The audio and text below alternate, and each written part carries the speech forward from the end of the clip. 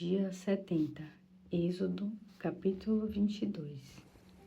Se alguém roubar um boi ou uma ovelha e abatê-lo ou vendê-lo, para cada boi pagará 5 bois, para cada ovelha pagará 4 ovelhas. Quem matar um ladrão enquanto ele estiver roubando a casa, não será condenado por homicídio. Mas se isso acontecer durante o dia, será culpado de homicídio. Quanto ao roubo, o ladrão precisará restituir o que roubou. Se não puder devolver ou pagar o que roubou, ele mesmo será vendido como escravo. O dinheiro da venda servirá para pagar o roubo. Se o ladrão for apanhado no ato de roubar um animal vivo, seja um boi, jumento ou ovelha, precisará pagar o dobro. Se alguém soltar seu animal e este entrar na vinha ou no pasto de outro homem, pagará o prejuízo com o melhor que tiver do seu próprio campo ou da sua vinha. Quem acender fogo e o fogo destruir as colheitas já feitas, ou por fazer, ou as pastagens de outra pessoa, restituirá totalmente o prejuízo. Se alguém pede a outra pessoa para guardar prata ou objetos de valor, e um ladrão roubar aquilo que foi guardado, se o ladrão for achado, pagará em dobro o que roubou. Mas, se não acharem o ladrão, o dono da casa será levado perante um tribunal para que se determine se ele roubou ou não os bens do outro. Sempre que alguém se apossar de bois, jumentos, ovelhas, roupas ou qualquer coisa perdida, e alguém disser, isto é meu, as duas partes envolvidas apresentarão o caso diante de um tribunal. Aquele que for condenado pelo tribunal pagará o dobro do prejuízo que causou ao seu próximo. Se alguém pede ao próximo para guardar o seu jumento, boi, ovelha ou outro animal, e o animal morrer, ficar ferido ou for afugentado, sem que alguém saiba para onde, a pessoa então deve fazer um juramento solene diante do Senhor de que não roubou o animal. O dono aceitará a palavra e não será exigida uma restituição da pessoa. Mas se a pessoa roubou aquilo que estava guardando, ela precisará restituir o que roubou ao legítimo dono. Se for despedaçado por um animal selvagem, apresentará o animal despedaçado ao dono como prova. Nesse caso, não precisará fazer a restituição. Se alguém pedir emprestado um animal e este animal ficar aleijado ou morrer enquanto o dono esteve ausente, ele fará a restituição do valor do animal. Mas se o dono estiver presente quando isso aconteceu, o que o tomou emprestado não precisará pagar o prejuízo. Se o animal era alugado, basta pagar o preço do aluguel. Se um homem seduzir uma moça virgem não comprometida e tiver relações com ela, pagará o preço do seu dote e ela será sua mulher. Mas se o pai da moça proibir o casamento, o sedutor pagará a ele o equivalente ao dote das moças virgens. Não deixem as feiticeiras viver. Quem tiver relação sexual com um animal deve ser morto. Quem oferecer sacrifício a deuses falsos e não unicamente ao Senhor será destruído. Não maltrate nem explore os estrangeiros. Não esqueça que você foi estrangeiro no Egito. Não maltrate nenhuma viúva, nem os órfãos. Se você os maltratar e eles clamarem a mim, atenderei ao seu clamor. ficarei muito irado e matarei você e todos os que fizeram isso. Então as suas mulheres ficarão viúvas e seus filhos ficarão órfãos. Se você emprestar dinheiro a alguém do meu povo e a algum necessitado que esteja com você, não cobre juros dele. Se tomar como garantia a capa de alguém, não abuse. Devolva a capa antes do pôr do sol, porque a capa é o seu cobertor, é a veste do seu corpo. Se você ficar com ela, em que vai se deitar? Quando ele clamar a mim, eu atenderei, porque sou misericordioso. Não blasfeme contra Deus, nem amaldiçoe uma autoridade do seu povo. Traga sem demora as ofertas dos melhores produtos das suas colheitas do trigo, das plantações de uva e de azeite. Consagre a mim o primeiro filho. Faça o mesmo com a primeira cria da vaca e da ovelha. A primeira cria ficará 7 dias com a mãe. Depois, no 8º dia, entregue-a para mim. Vocês serão homens consagrados, por isso, não coma carne de animal despedaçado no campo. Deem essas carnes aos cães. João capítulo 1.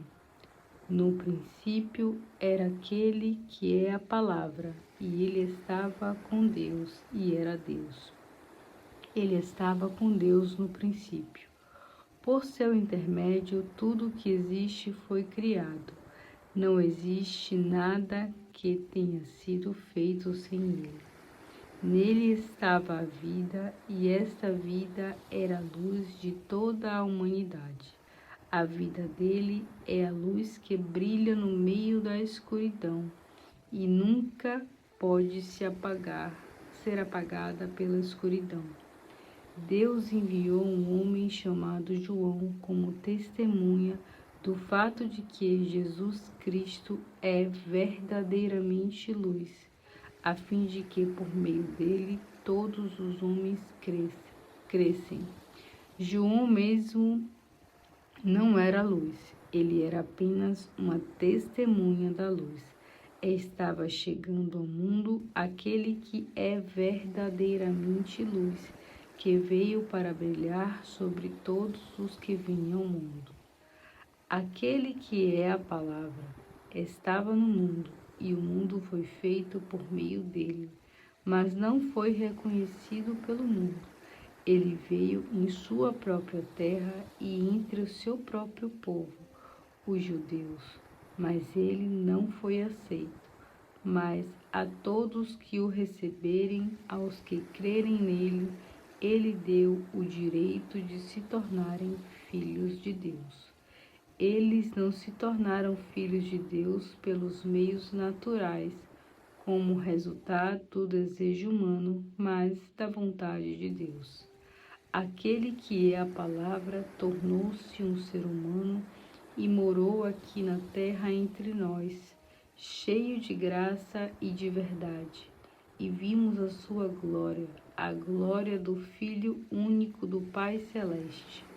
João mostrou Cristo ao povo, dizendo às multidões: Este é aquele a respeito de quem eu estava falando quando disse: Está para chegar alguém que é muitíssimo mais importante do que eu, porque ele já existia muito antes de mim. Todos nós temos tirado proveito das ricas dádivas que ele nos trouxe, dádiva sobre dádiva, porque Moisés nos deu a lei, enquanto Jesus Cristo nos trouxe a graça e a verdade. Ninguém jamais viu realmente a Deus, porém, seu Filho único certamente o viu, porque ele vive com o Pai e o tornou conhecido. Os líderes judaicos enviaram de Jerusalém sacerdotes e levitas para perguntarem a João: quem ele era. Ele confessou, sem rodeios: eu não sou Cristo, disse. Neste caso, quem é você? Perguntaram eles. Elias? Não, não sou, respondeu. Você é o profeta? Não, respondeu ele outra vez. Então, quem é você? Diga-nos, para que possamos dar uma resposta aos que nos enviaram. Que tem você a dizer de si mesmo? João respondeu, citando as palavras do profeta Isaías. Eu sou uma voz que clama no deserto. Preparem um caminho para o Senhor. Então, aqueles que foram enviados pelos fariseus perguntaram-lhe: se você não é o Cristo, nem Elias, nem o profeta, por que você batiza? João lhe disse: eu simplesmente batizo com água, mas entre vocês está alguém que vocês nunca conheceram e que vem depois de mim, e eu não sou digno de desamarrar as correias das sandálias dele. Isso aconteceu em Betânia, uma aldeia do outro lado do Rio Jordão, onde João estava batizando. No dia seguinte, João viu Jesus caminhando em sua direção e disse: vejam, aí está o Cordeiro de Deus que tira o pecado do mundo. Era dele que eu estava falando quando disse: logo vai chegar um homem muito mais importante do que eu, o qual já existia muito antes de mim. Eu não o conhecia, porém estou aqui batizando com a água a fim de revelá-lo à nação de Israel. Então João deu o seguinte testemunho: eu vi o Espírito descendo dos céus na forma de uma pomba e permanecer sobre Jesus. Eu não sabia quem era ele, mas aquele que me enviou para batizar disse-me: quando você vir o Espírito descer e pousar sobre alguém, esse é aquele que batiza com o Espírito Santo. Eu vi acontecer isso com este homem e, portanto, sou testemunha que ele é o Filho de Deus. No outro dia, quando João se achava com 2 dos seus discípulos, viu Jesus passando. João olhou atentamente para ele e então declarou: vejam, aí está o Cordeiro de Deus. Então os 2 discípulos de João seguiram a Jesus. Jesus olhou em volta e viu os 2 seguindo atrás dele. O que vocês querem? Perguntou-lhes. Eles disseram: Rabi, que significa mestre, onde é que o Senhor mora? Venham ver, disse ele. Então eles o acompanharam ao lugar onde ele estava morando e ficaram com ele das 4 horas da tarde, mais ou menos, até o anoitecer. André, irmão de Simão Pedro, era um dos 2 que tinham ouvido o que João dissera e que havia seguido Jesus. André foi então procurar o seu irmão Simão e lhe disse: nós encontramos o Messias, isto é, o Cristo, e o levou para conhecer Jesus. Jesus olhou fixamente para ele e disse: você é Simão, filho de João, mas será chamado de Cefas, que traduzido quer dizer Pedro.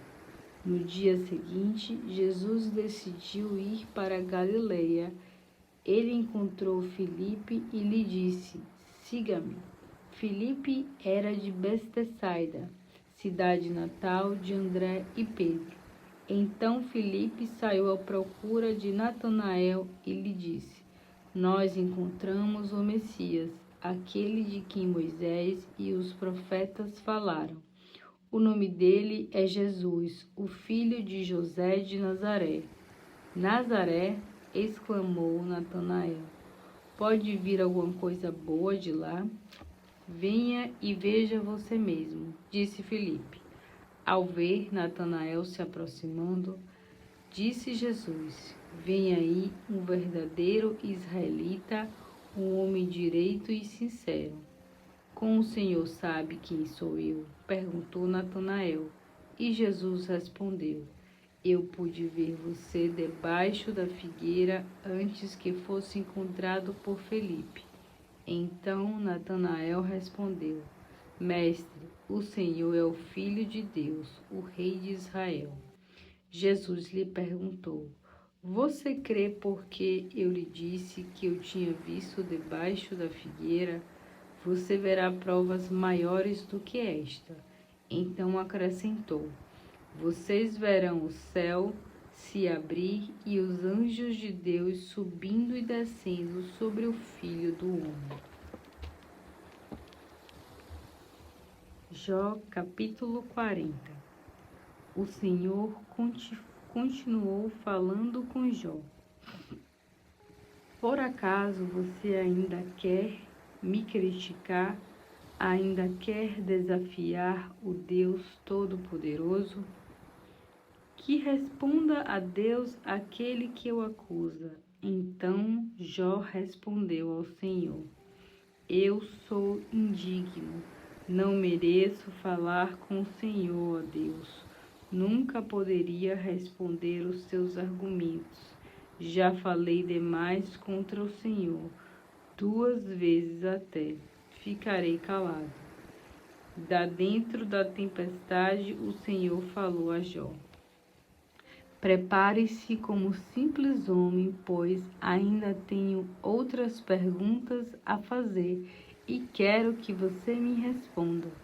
Você ainda vai querer colocar em dúvida a minha justiça para demonstrar que você é justo?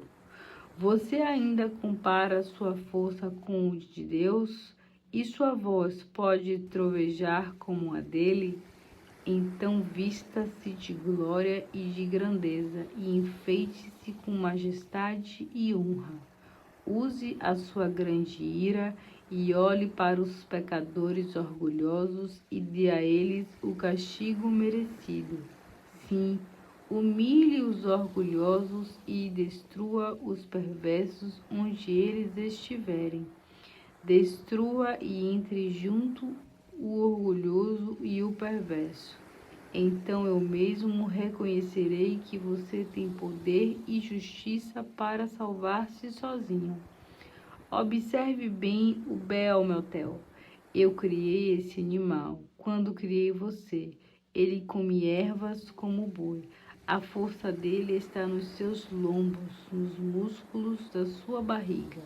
A sua cauda balança como o cedro, os tendões, e suas pernas são duplamente traçadas.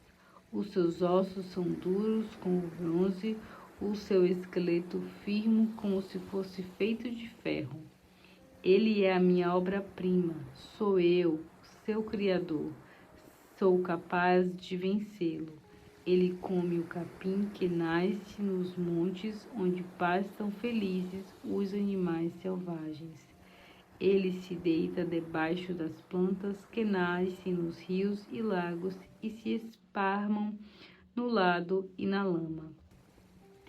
Os lotos e juncos lhe dão sombra quando se deita, e ele não fica em dificuldade quando os rios transbordam, nem mesmo quando há terríveis enchentes no Rio Jordão.